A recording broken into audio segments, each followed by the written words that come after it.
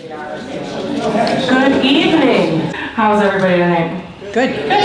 Thanks for coming out on a stormy evening. Welcome. I am Jennifer Weaver. I'm the museum educator here at the Winona County History Center. So I'm going to give you a welcome this evening and just a huge thank you to Sandbar Storytelling Festival to continue this fun partnership, learning about businesses and immigrants and all the people who make Winona so awesome. And so we're excited to hear Amy Jo's story tonight. Shameless plug, we're working away on the River Gallery, which is the entire second floor of the Armory building over there. It is really close. We got a few more days, put the final touches on it. So mark your calendars for June 13th, next Saturday. We're gonna have free admission, treats, fun party, celebrate all day, 10 to 4 normal hours, and have everything back open again. There'll be still some construction throughout this coming year and into 2027, but it'll all be worth it. But we are kicking all of the new exhibits off with the big River Gallery next week. So I hope you can join us then and anytime after. So tell your friends, family, bring them this summer. We're excited to be back open as a museum as well. So it'll be fun. So with that, I'm going to introduce Taff Roberts with Sandbar Storytelling Festival to tell you more about what you're going to hear about tonight. So thanks again for coming out. Thank you, Jennifer, and thank you for working in partnership with the Sandbar Storytelling Festival. My name is Taff Roberts, and I'm the Artistic Director of the festival. And I will talk a little bit about the festival afterwards. But we're here to listen about the story. When Anna and I moved here in 1990, you had the Happy Chef, whoa, and you had the Hot Fish Shop, and believe it, some of the younger people here tonight said there was no McDonald's. So, and if you're a vegetarian, you just kept on going 61 up to Minneapolis and St. Paul. So, in 1993, Amy Jo came to Winona State and she got a degree in criminal justice, 1993. Well, she completed it and she realized that was not her path. She's hardworking, committed to her community, takes care of her workers, and a great person to work with. And I have worked with her on many projects. Minnesota Tourism presented its statewide customer service award to Winona's own Amy Jo Marks at its annual conference in Bloomington, Minnesota in 2023. That's you. Amy Jo was there to accept the award. Amy owns Blooming Grounds Coffee House, as you know, Blooming Grounds Express, and the newly opened Muddled Thyme. And she can share about what her next project is. The Customer Service Award is presented to an individual who is on the front lines of tourism, hospitality industry, who provides outstanding service to and communication with the traveling public. I was surprised, this is Amy Jo, this is what she said. I was surprised and delighted to receive the award and the recognition. I love people and I'm serving them within our community. Blooming Grounds Coffee House has been a staple of the Winona Main Street program's Dine Out Downtown events, which converts downtown 3rd Street into a pedestrian mall and streets cafe on a summertime on Friday evenings. Amy's business delivered free meals during the early days of the pandemic and offering a free coat rack outside the storefront during the winter. Please turn your phones off. Mark's last venture, the wood-fired pizza in Place Muddled Thyme, is one of several new restaurants that have helped transform the dining room options in Winona for tourists and locals alike. Amy Jo is not comfortable talking about herself.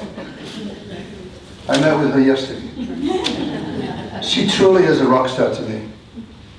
She's totally outside of her comfort zone tonight. She's an inspiration to us all. Please give a warm welcome to the one and only Amy Jo.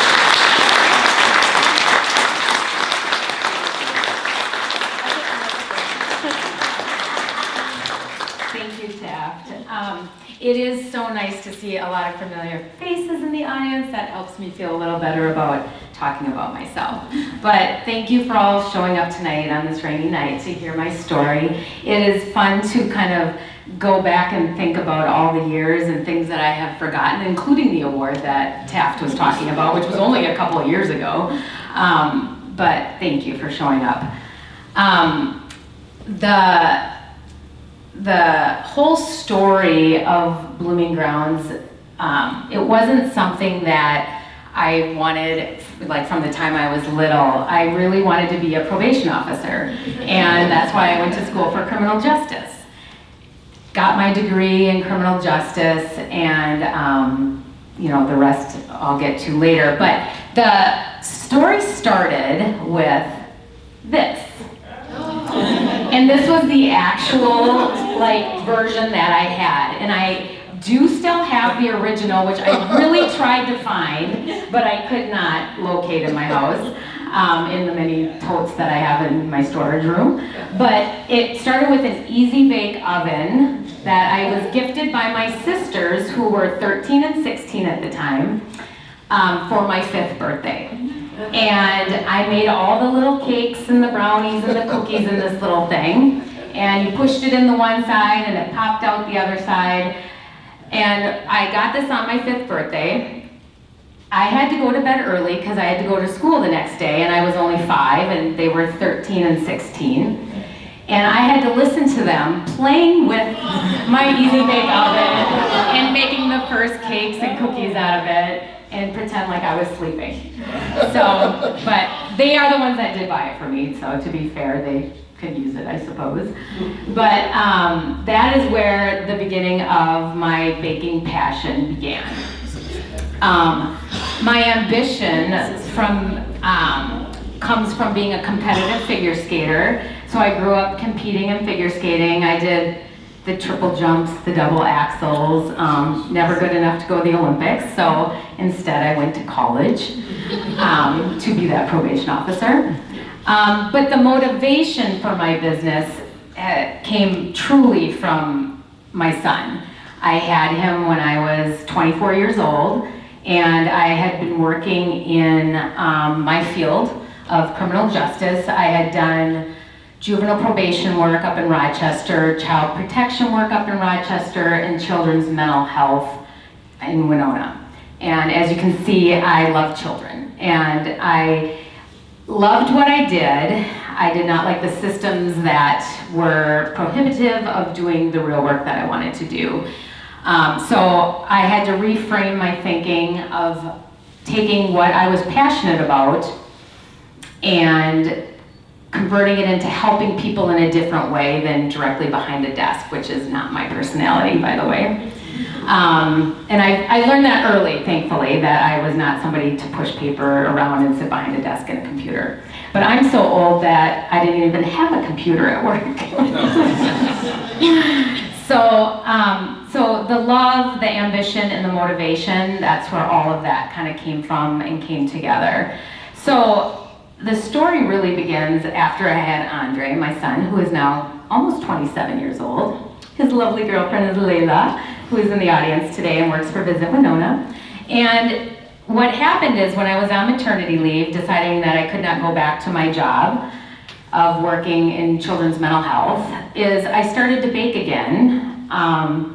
I had baked when I was 5 with my Easy Bake Oven. And then when I was 12 and my parents were all at work, I would call my mom at Bachman's in the Twin Cities and beg her to let me make brownies and cookies and things during the day, because essentially I was the youngest of 4 and home by myself. My teenage brother was there, but not really, right?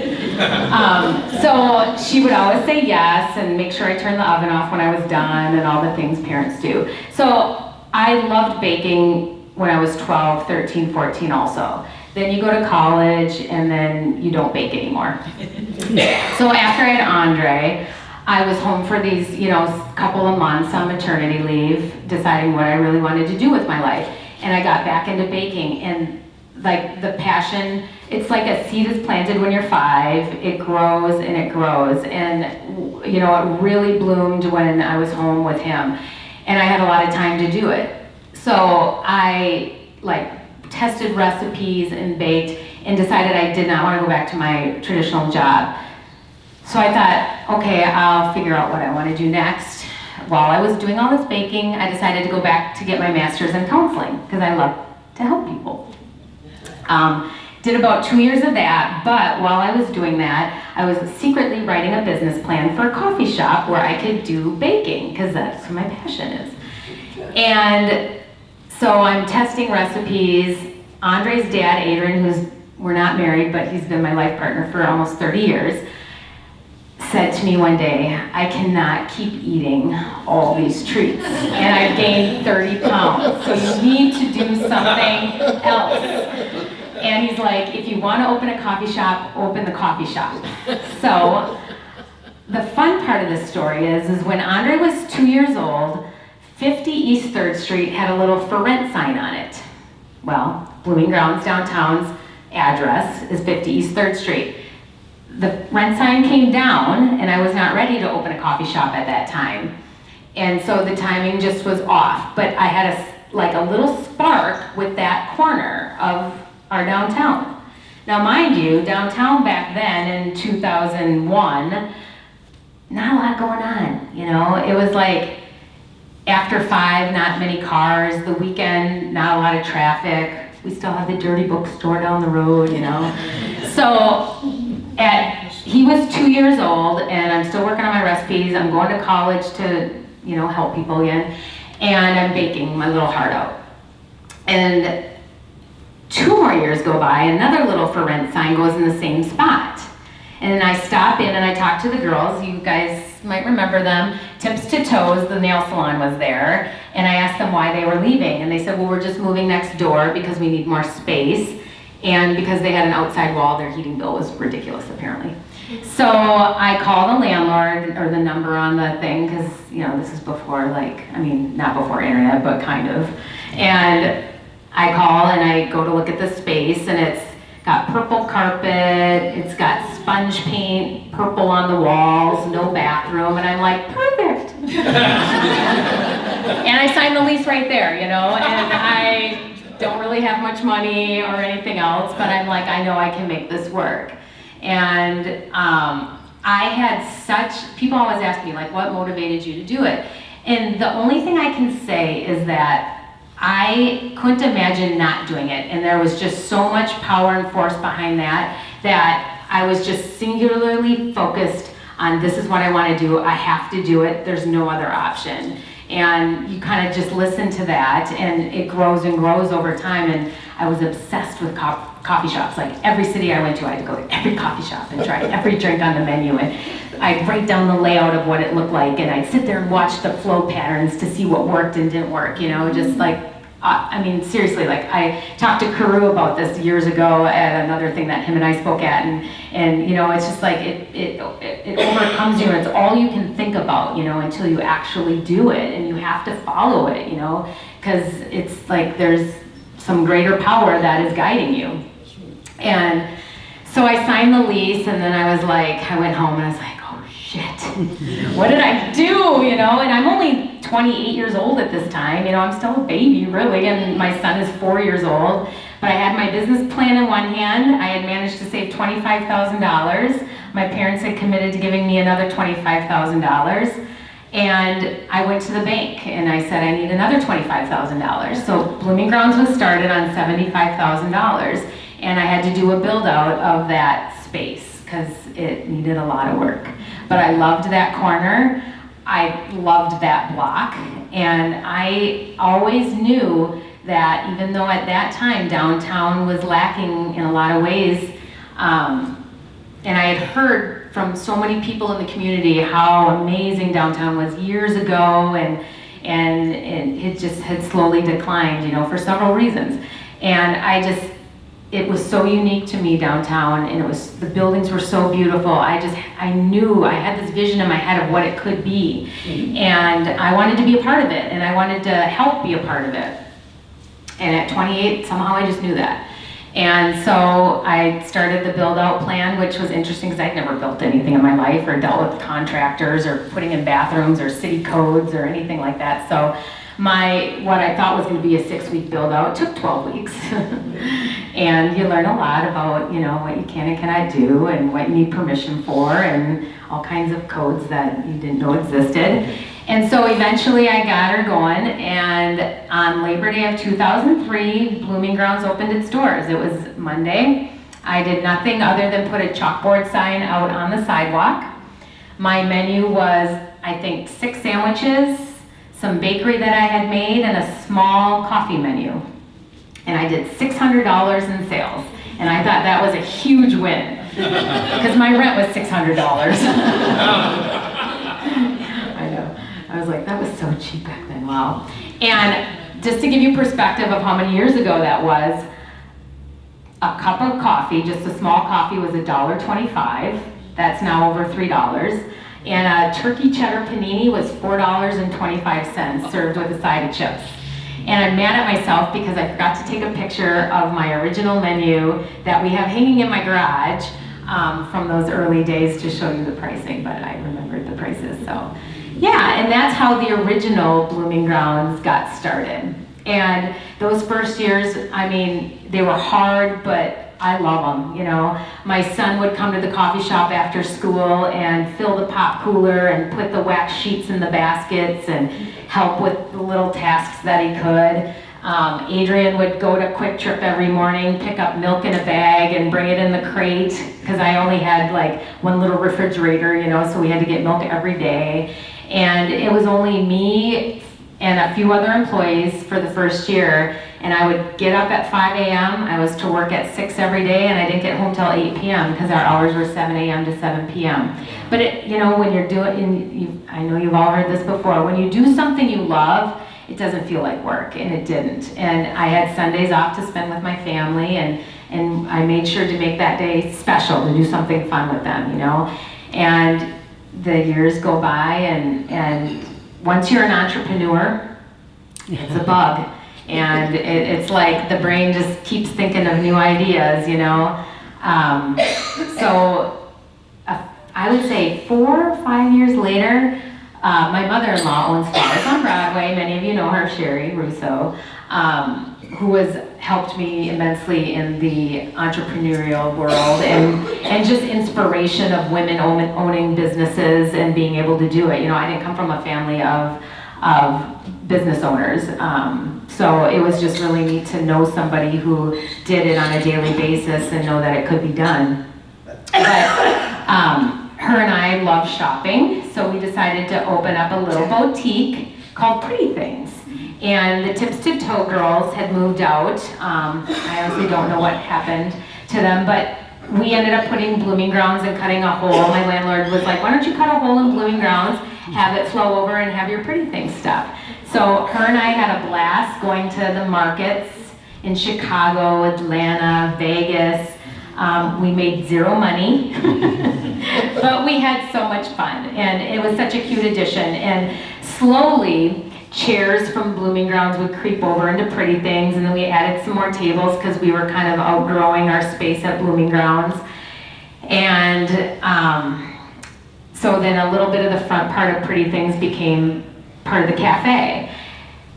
And then 2012 came, and I thought, I'm bored.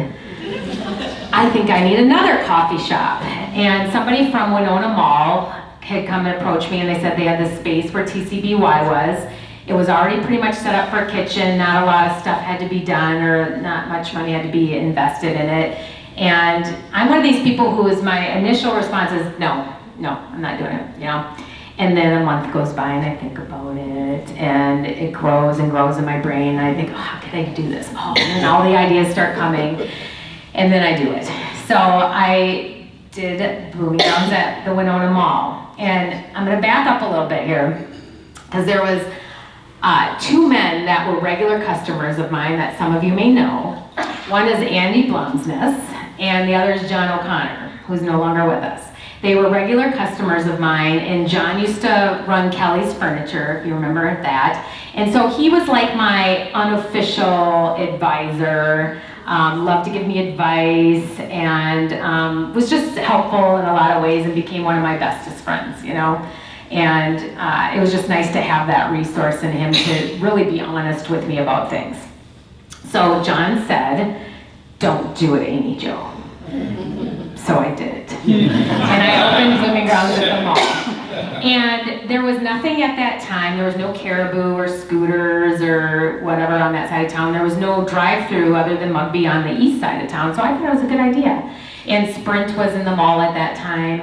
And so it made money. It didn't make a lot of money, but it made money. And where I think the reason the universe had me do that location was because a year later, there was a fire downtown. This is the original Blooming Grounds. So that was just the one side of of that building was the original. And that was kind of, my walls were actually painted that green color. We had a gal come in and she made it look kind of like old and Italian-y and stuff. That's the original Blooming Grounds logo. And then the fire happened. And I'm pretty sure most of you are familiar with that. The Islamic Center next door had some faulty wiring. It caused a fire. I got a call in the morning from my landlord at 3 a.m. saying, "Aim, there's a fire next door. I think you're just going to have a little smoke damage. You might have to be closed today." And that was it. Then I got a call at 6 a.m. from my friend Tori Moore, who owned Soul Sport, that was 2 doors down. And he said, "Amy, you need to get downtown now." And so my family got in the car. Andre got to miss school that day. And it was a lot worse than we had expected. And I think Emily did, I'll go back to, here's the picture of the fire. And then that's when they had to actually take the backhoe and tear down the building next door while the fire was still there because they could not get at the fire to get it out. And they had fire trucks from everywhere. Pickwick, Lewiston, I think Chatfield even came up, and Winona. And there's our little pretty thing sign too. And so I really believe that the reason I opened Blooming Grounds at the mall without knowing it was because of the fire, and then all the business transferred to there while it took me 9 months to rebuild Blooming Grounds. Yeah. And I'll be honest, there was a moment because it was so much work. I didn't have fire actually in my building, but we had so much smoke damage that everything had to be removed, everything had to be repainted, the flooring had to be tore up, even the insulation had to be taken out. So it was a task, it was overwhelming. And so there was about a week that I took just to think about what I wanted to do. And my friend Amy Nankaville had a vineyard at the time, and I went up and I harvested grapes. And it was so peaceful and beautiful. I could just think and harvest grapes, which I never thought I would do. But in that moment, I realized that I needed to reopen. I wanted to reopen, and especially because this was like my original baby, the downtown location. And so, insurance was actually really great. They covered everything except for, ironically, the loss of food that I had. That was so weird. But and at that time, I had some hard choices too. Did we reopen Pretty Things or not? And at that time, Blooming Grounds was super busy, and we really needed the extra space. So that's when we decided to expand and move all of the cafe expansion over to that side of the building. And then I knew I needed to add some other things, so I added wine and beer and live music and some things that didn't exist, prior to the fire that would help increase the sales for the additional rents and things like that. I want to say that this group of ladies was the rugby team from Winona State. They showed up one day without being asked to help tear everything out of the coffee shop. And then this is the St. Mary's soccer team, women's soccer team, and they too showed up and helped me. And I, to this day, still so grateful to them. And kudos to these young people who just were kindest souls and good people. So I really appreciate their parents for raising them well. And this, two of the girls, Mariana there, she used to work for me, you might recognize her, and then Cherie, I don't know if you can see her, she worked for me for 7 years, and she was on the rugby team and was part of kind of bringing them in and helping. And it was that kind of support that really helped motivate me to rebuild and got me through those dark days of hard everything. And there were some really extra special people too, that there was a random woman who came to the mall one day and gave me $500 cash and refused to let me not take it and said, I want to help you. You went through something hard. I went through something hard one time and somebody gave me money and it just helped so much. And I never forgot that, and I've paid it forward since, and I think those kind of moments are so important. The other thing was, and I didn't remember this till I was talking before we started today, there was somebody from the community, I still don't know who it was, and I cannot find the picture of it, but left the sweetest note of how they were with me, and they just, were supporting me, and how much they love Blooming Grounds and really want me to reopen and take that to the door. We kept it up until we reopened, and it's that kind of support and love in this community that makes me just think Winona is the best place on earth to live and be, for sure. And part of when I opened Blooming Grounds, community and connection was always my driving forces and words, and they still reign true today. And I've tried to lead with that always as the forefront of why I do what I do, is because I love this community. And I think it's so important, and I think it's just so important, but also I think it's unique in our area. Growing up in a town the same size as Winona, but plopped in the middle of a huge city, has such a different feel than a community like Winona that has the same population that is self-sufficient and not surrounded by that. And it creates much more closeness, community, connection than I think you can get anywhere else. And I think small businesses, it's our responsibility to just foster that connection and community. So when I reopened, it was such a stellar day. It was so awesome. People lined up out the door to support us, and it was so incredibly busy, and it was so fun, and it was neat to have the new space and really see that out of something bad you can create something even better. And I told people this right away, I would have never expanded Blooming Grounds had that not happened, and so that I think too was just written in the cards, and you'll see kind of this recurring theme of I think things always happen for a reason. We don't always know why, but you just have to kind of go with that flow. So then we had Blooming Grounds at the mall still, Blooming Grounds downtown, and No More Pretty Things. Then my lease was up at Blooming Grounds at the mall, and I kind of felt like it had run its course. And I had met a person, Sean Byer, through his wife, Heather Byer, and she had opened a yoga studio. And they knew that I owned Blooming Grounds, and they had built this new apartment complex on Huff and 3rd Street, and he wanted me to open a coffee shop there. And of course I was like, no, I don't want to. And then that just slowly, I'm laying in bed at night, not able to sleep because I don't need much sleep. And those ideas just pop in, and I'm like, oh, this would be cool, and this would be cool. And then all of a sudden it's like, oh, this concept and this concept. And my son was going to be graduating high school that year. And so I'm like, well, what am I gonna do, I only have 2 businesses right now. I'm gonna be bored. So I closed the Winona Mall location because my lease was up, and I decided to open Blooming Grounds Express because I thought downtown could use a little drive-through. I love the idea of building out a new empty shell space because I love the creative process of it all. Somewhere in there I flipped a few houses as well, so I like doing that stuff. And I wanted it to, because it was so close to my other location, I wanted to have a little bit different concept. So we have some of the fan favorites, but then we also did some creative new ideas there. And so that was 9 years ago, I opened Blooming Grounds Express. And I love that little spot too. And it's like they're so different, but I love them in different ways, you know. Then in 2021, Adrian, he went to go look at a roof that had a leak, and he came home and he's like, yeah, the Oaks building has a new owner, and he's looking for somebody to go in the Oaks spot. And I was like, nah, no. And then about 6 months later, I was like, calling the landlord, hey, can I just get in the space and see it? I remember it being really cool.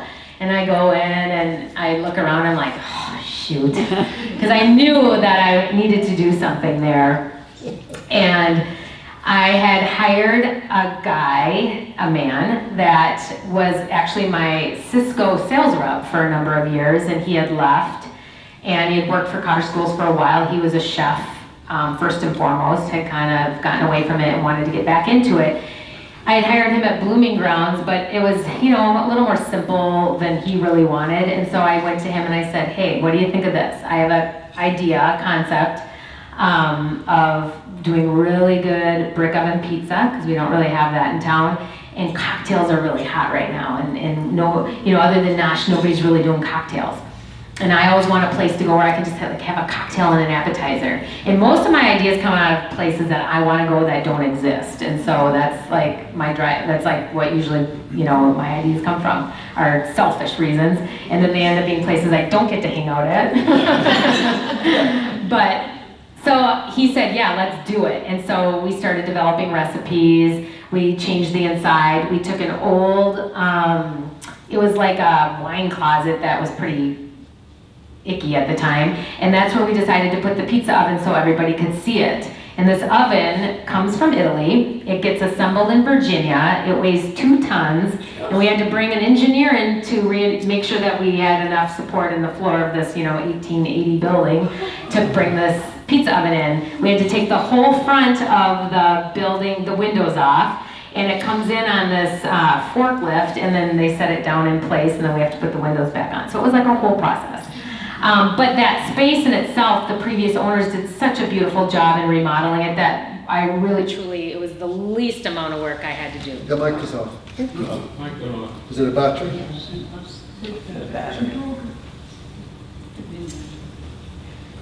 The O is on, right? Yeah, I think it might be the battery. Jennifer, the battery's... Jennifer's comment. Battery didn't Story of my life. Oh wait, is that it? Okay. Okay. Oh, now it's red though. I'm gonna still get you new batteries. Okay. You just keep talking louder. Okay.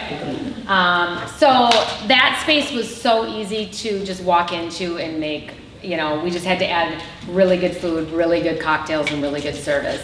And taking a jump from coffee shop counter service to full service restaurant, I only have 1 child, but I would imagine it's like going from 1 child to 2.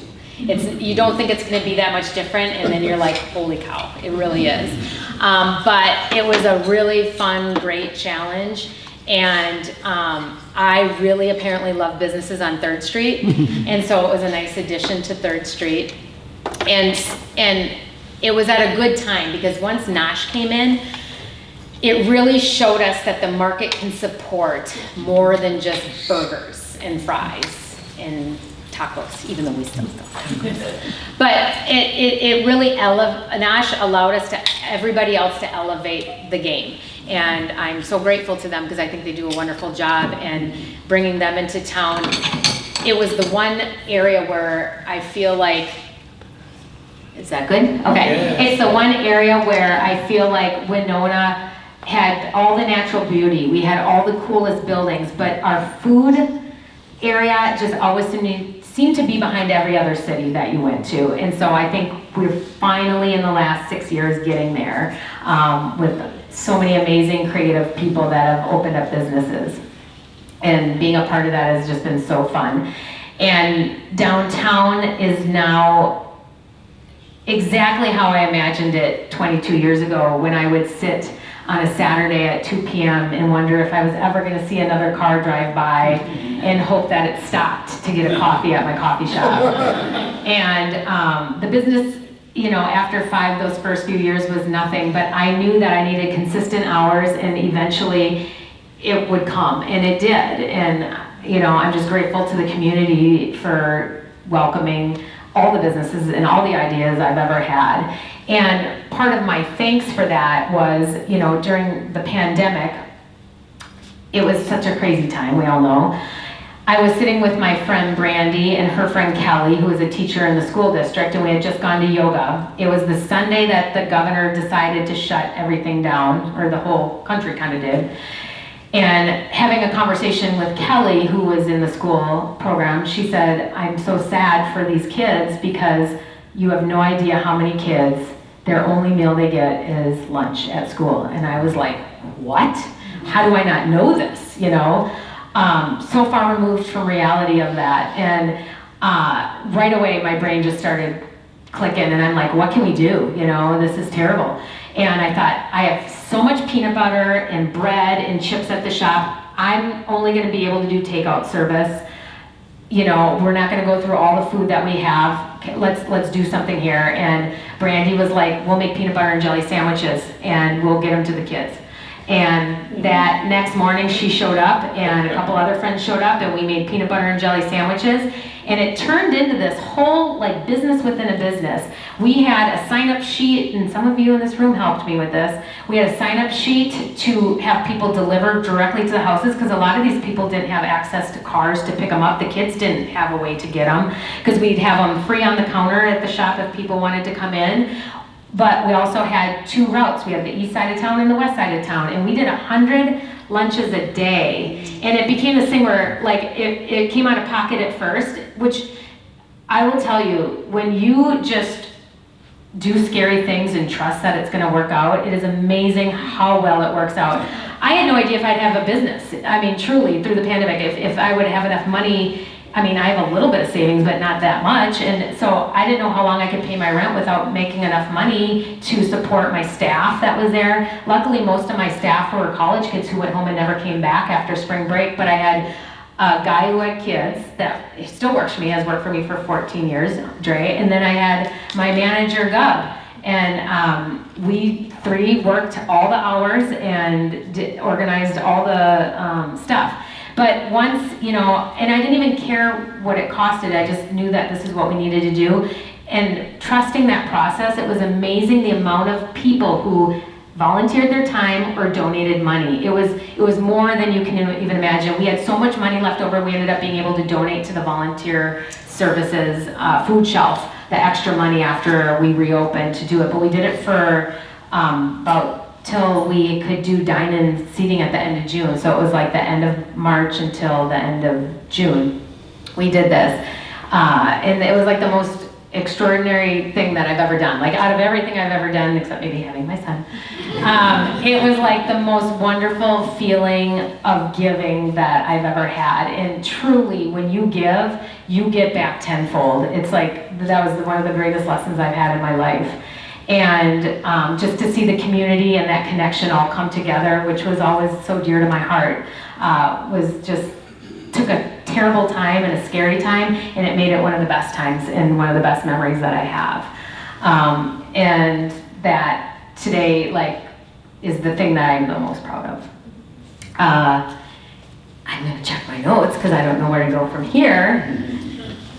But I sometimes sit and think that I can't believe all the things that I've done, because a lot of times I just do and I don't think, and then it's not till after the fact that I'm like, oh wow, and I don't think that's the worst way to go through life, because I'm proud of all the things that I've done, and I'm kind of a jump first, figure it out later kind of person, and I think if I wasn't that way, I probably wouldn't start anything. And that's my biggest advice I give to young people who want to do things, is that you don't have to have all your ducks in a row. I had never owned a business. I had never really even made coffee before, my passion was really truly baking, and that was the core of it, and everything else you can be taught or learn along the way. And boy, do we learn lessons along the way, hard ones and things that make you grow, and all of it is just so worth it. The one thing that I'll say that has been that has grown over the years and become important to me is really using local sources for food. We use at Muddled Bay State flour. All my baking has always been Bay State flour. I use a local mushroom guy. We use local sprouts people. Anything, my chef goes to the farmer's market in the summertime and gets what he can and creates recipes out of that. Our cheese is from Wisconsin, but isn't all cheese from Wisconsin. But we use Burnett Dairy cheese, which isn't too far from here, and it's interesting how you can transition throughout time to certain things become more important that weren't important at the beginning, and really creating something that you can be proud of. And I think I want to open this up to questions now, because that's pretty much the most of my story. You should flip through the rest of your Oh, my pictures, yeah. I'm not techie, so I sent her all my pictures, Emily, and she kindly put them on here. This is me when we reopened after the fire. Don't I look young? Gosh. I mean, it's crazy to think I reopened in the fall of 2014. Or summer of 2014, and that was 12 years ago, it's just like time flies. Yeah, this picture's just like, it's crazy to me.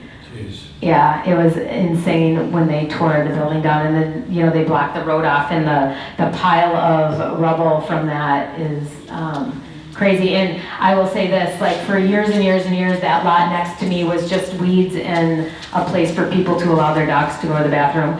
And I'm so grateful to Carlos for building what he has next door and being able to collaborate with him.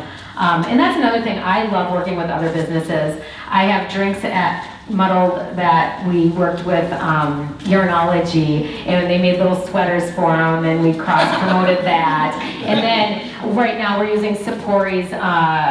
They make these amazing croissants from scratch, and we carry them on Fridays, Saturdays, and Sundays, and help his business and cross-promote that as well. And we've done projects with other businesses in town too. And to me, supporting each other is what makes a city and a downtown thrive. And I've never been somebody who's been competitive with any other business in town. I'm only competitive with myself. And I love to travel and get new ideas, and that's where I get kind of the drive for creativity and new things for my businesses. So this was the first logo here, and then it was kind of funny because the year of the fire, I had just read an article that said every 10 years you're supposed to like refresh and redo your business, and that was like 10 years in 2 days that the fire happened, so I was kind of forced to refresh the business. And then this was my next sign that I had. And then on the left is when we redid the side that used to be Pretty Things. And then we rebranded again. One of the gals, Emily, who used to work for me, such a talent. She came up with this logo that's flowers for blooming grounds, and the petals on the flowers are coffee beans, and I just love that logo.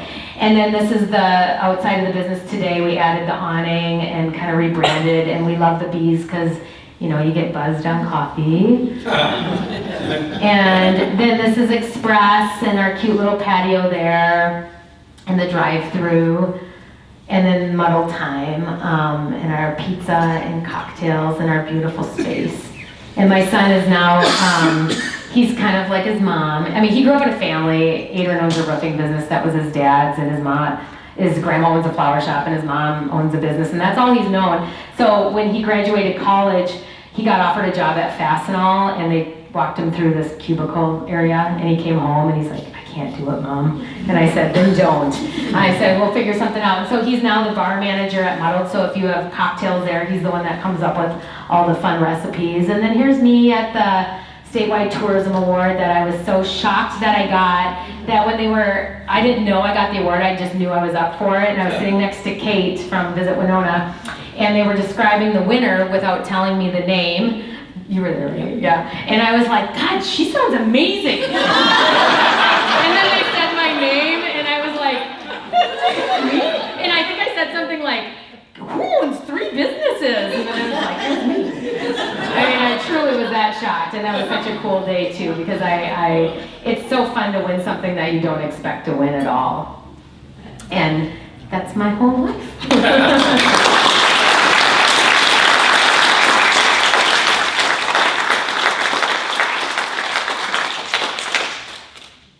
Question time. Yes, anybody have any questions? Yes.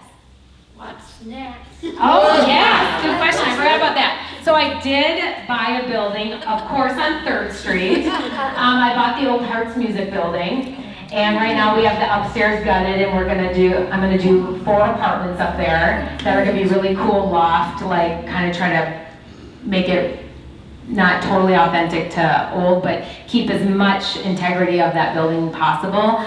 The main floor will still be for Music Mart until they decide they don't want to be there, but I, have some ideas. I really would truly love to do a commissary kitchen. There's so many people who have business ideas and they don't have access to capital to open. It's very expensive to open a restaurant kitchen. There's just so many codes and laws and equipment is expensive that I would love to create a space for people to rent and get their businesses going that is approved by the state.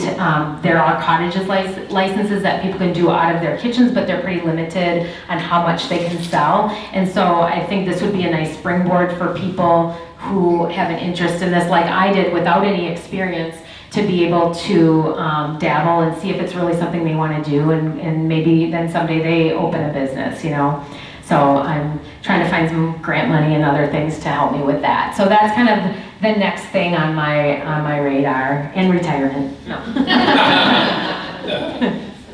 Any other questions?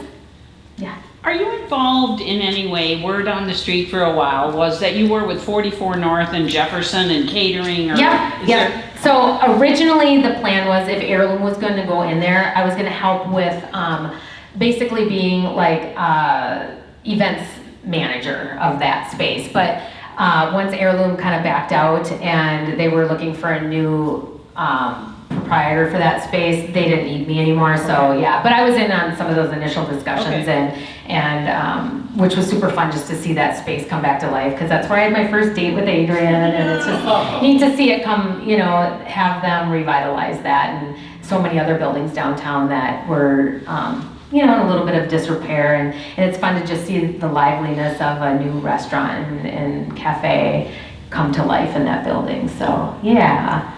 Thanks. Yeah. Any other questions?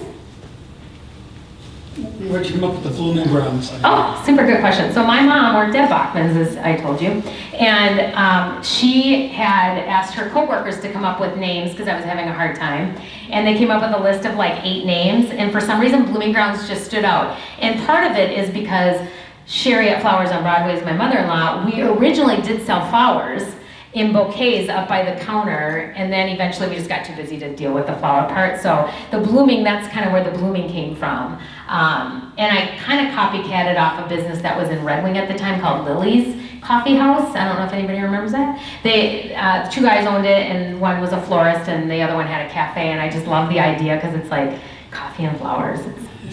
What gets better than that, So that's how Blooming Grounds. And then it just stuck, it's kind of like a name just becomes what the business, livelihood is.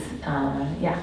So how about Muddled, Thyme? Oh, yeah, so that one, it was all me. I had a notebook and I would write down words that I liked or that sparked interest in me. And with cocktails, I really like the word muddled, and then I like the play on word with thyme as an herb, and that's kind of how that came. Yeah.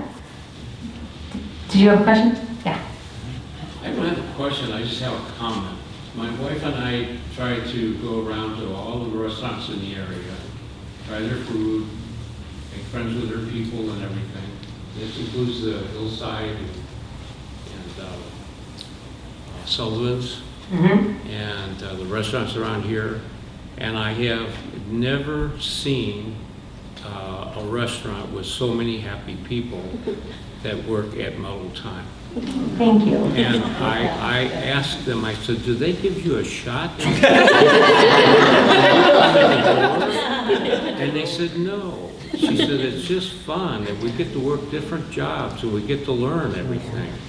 And the people are so great. And I said, the reason the people are so great is because you're so great. Thank you. It's really a wonderful place. I appreciate that, and it's important to me that, because I always tell people, I have to work here too, so I want it to be a place that I want to work, and so in order to create that, you have to create an environment where the people are happy and want to work.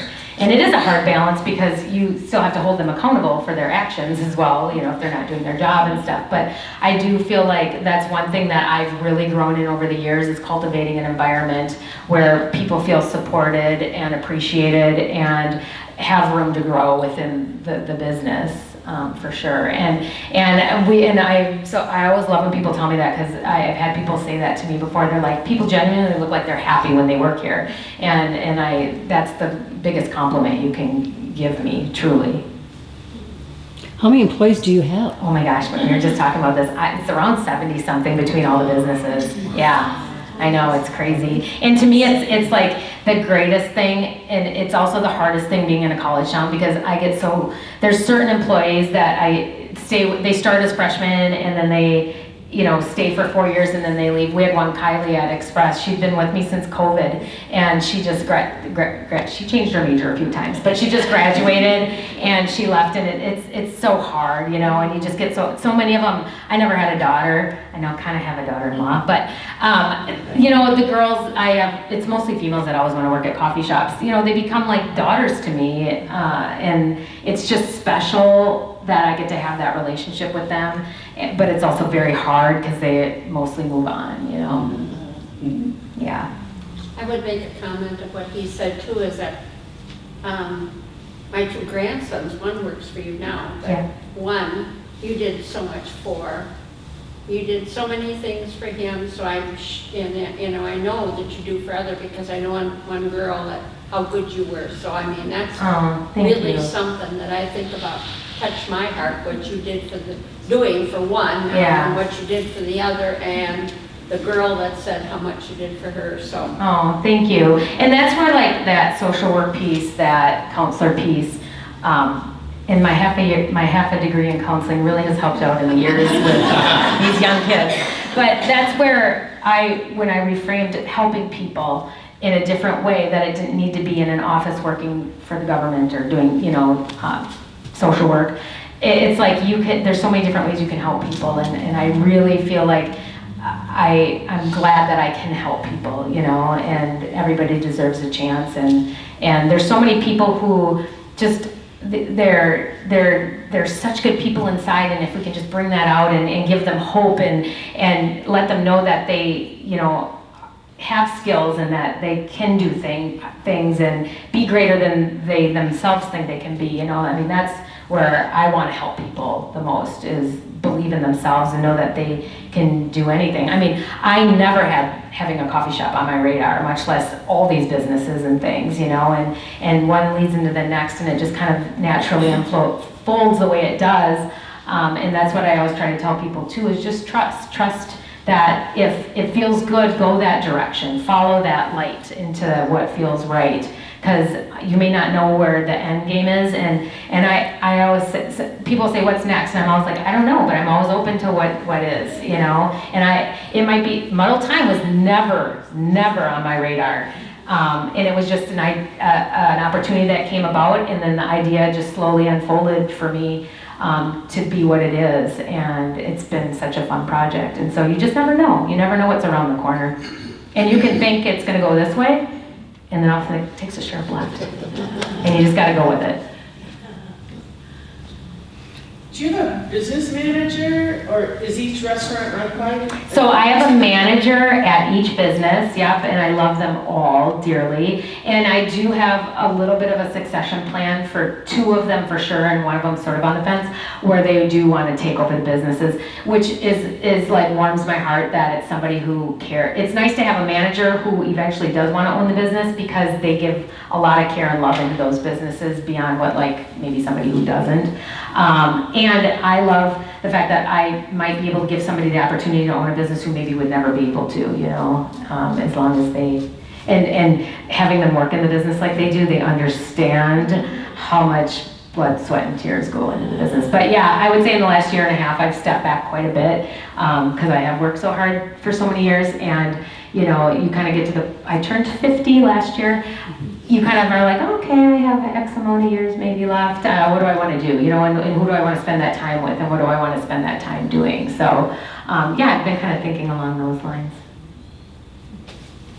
Somebody else had their hand up. Yeah. But just a comment, I would like to personally thank you for causing me, a non-coffee drinker, to lust after stuffed papadoo peppers at a coffee shop. You're the only reason we have that on the menu still. We talk about taking them off, I'm like, we can't. No, I just have one side. Yeah.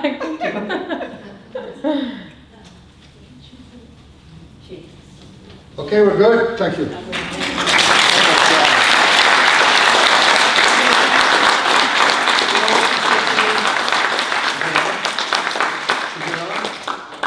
She said, did I do okay? I'm a little full.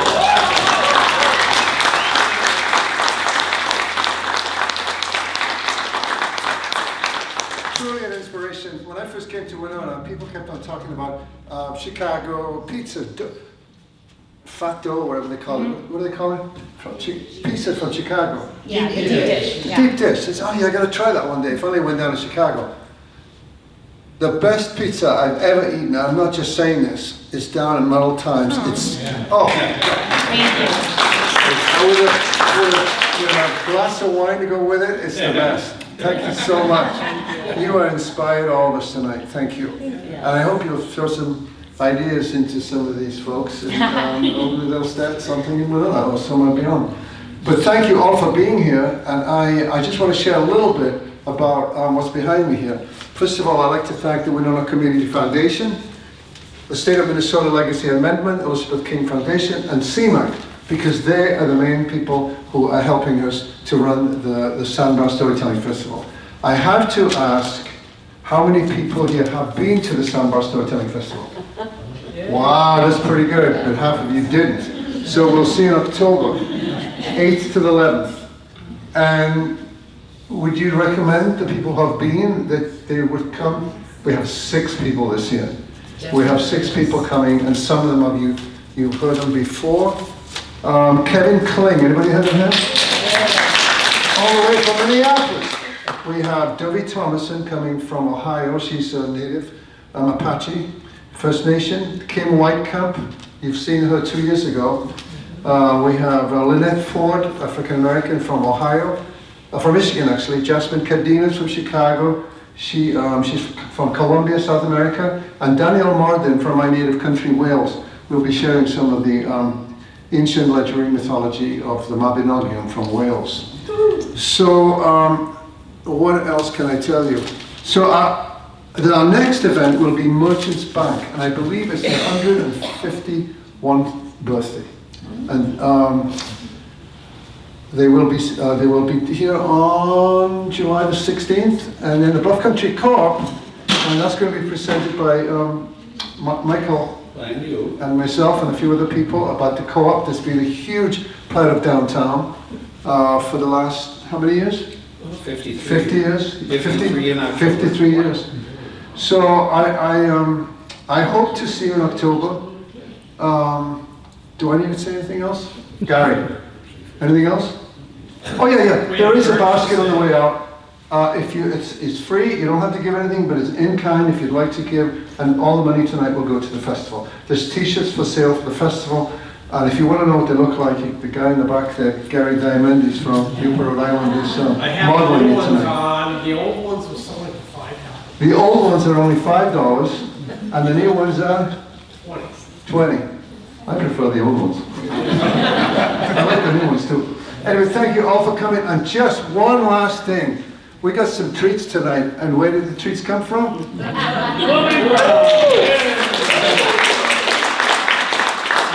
favorite one is that raspberry bar. Oh my God, it made my cell well. Well, one thing I forgot to tell you is, so when I started baking and loving to bake, and when I opened the coffee shop, I would get all my recipe books from garage sales, from the church cookbooks that everybody would put their favorite recipes in. those things are amazing. And I still look for them to this day because like a cookbook full of every family's favorite recipe can't be bad. But that's where most of like the bar recipes come from, are those old cookbook compilations. One more clap.